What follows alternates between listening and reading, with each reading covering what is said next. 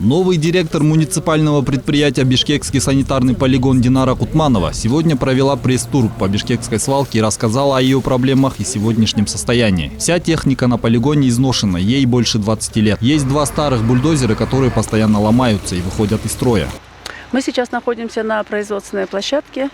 Здесь расположена техника.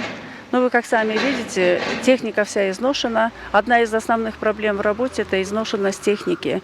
Здесь есть у нас 2 единицы. Бульдозер, который используется для уплотнения отходов.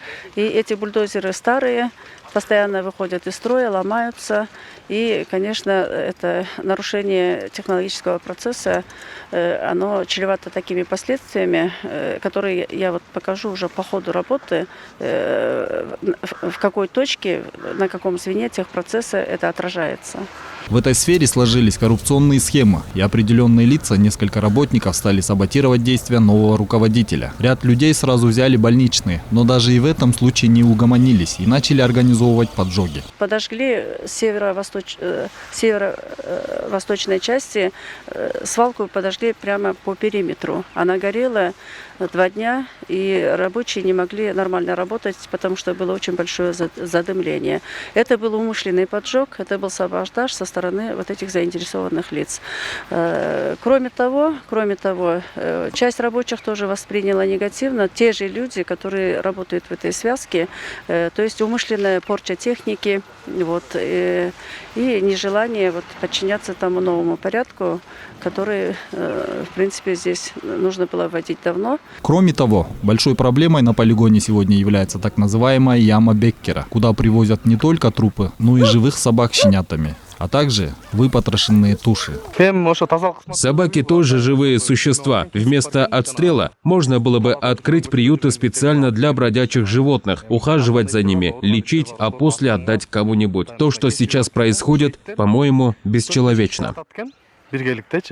На полигоне постоянно идет обвал мусора со склона, который может привести к тяжелым последствиям. Это происходит потому, что нет рабочих карт для выгруза отходов, где они должны уплотняться. А в это время отходы выгружаются на другие рабочие карты. Для такой работы необходимо несколько рабочих карт. На самом деле сегодня этого не происходит, нарушается технологический процесс уплотнения и захоронения отходов. И вот эта ситуация, она именно создает